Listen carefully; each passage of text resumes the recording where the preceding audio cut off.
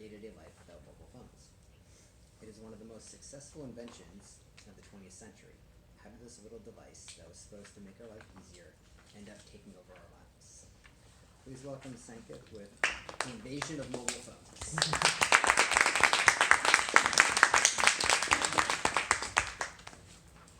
Hello, fellow Toastmasters and honorable guests.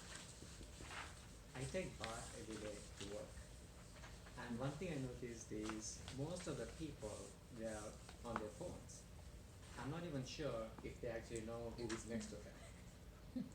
And I see that every day, and that observation inspired me to do research and give a speech on that topic here. How many of you know the word nomophobia? N-O-M-O phobia. I think either until a few days ago.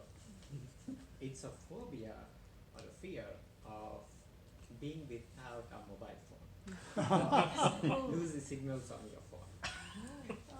I'm not surprised there's a word for it now, because as of 2019, over 5 billion people own mobile phones in the world, and it's expected to go up to 7.3 billion by 2023.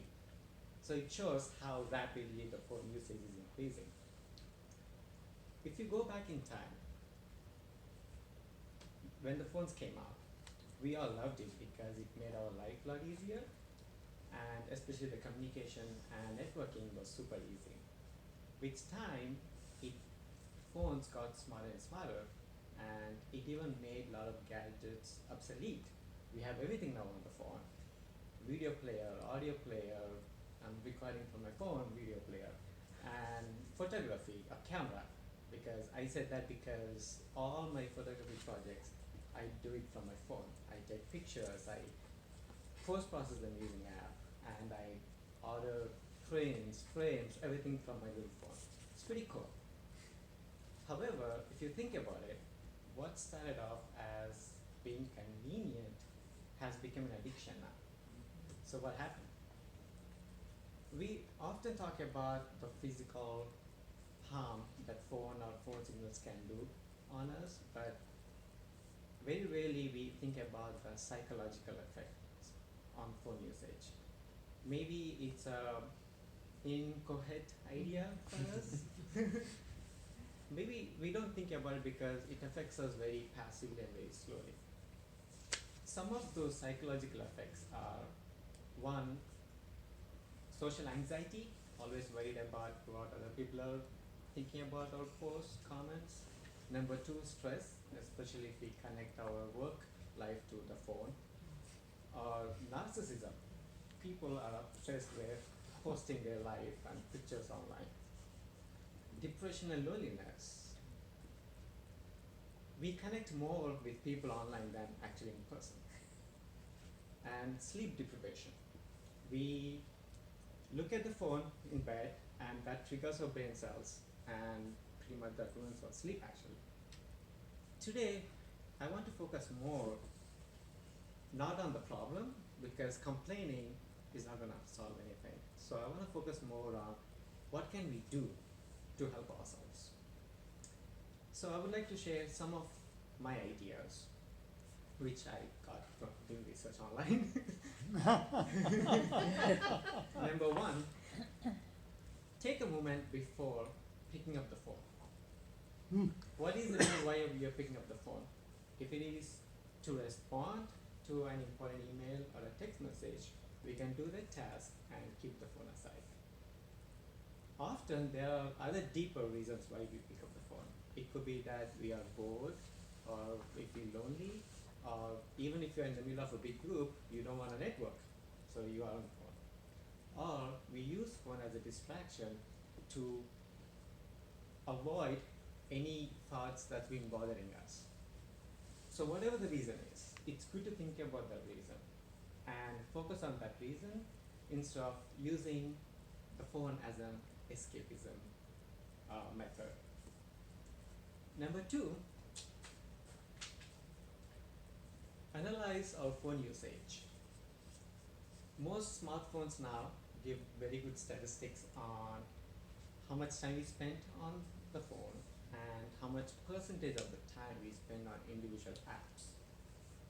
It's good to identify the problematic apps, and maybe we can set a limit on how much time we can spend on those apps. Number 3, get rid of distracting apps. We get tempted to click whenever we see the icon. So we tend to use something less often if it's not conveniently available. So we can either move all these apps that we don't need from home screen to a folder, or just delete the app altogether. If you want to look at it, go to the browser version. So we have an option to still check the messages. 4, and this is my favorite, minimize notifications. I think notifications are the biggest culprit, and I'm a victim of it too. You know, it lures you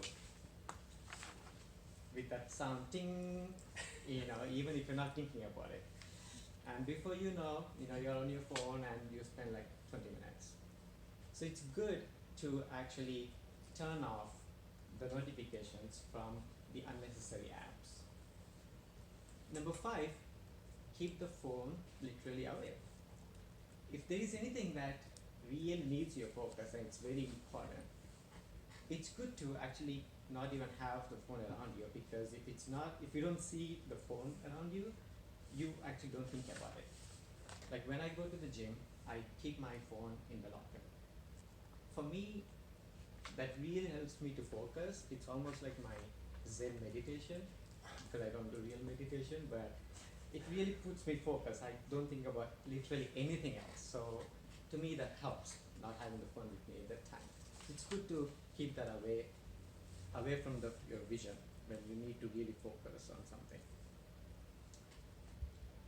Last but not the least, don't use your phone before or after you sleep, because it triggers your brain cells, activates them, and adds more stress to it. We need our mind to relax before we go to bed or after we go to bed.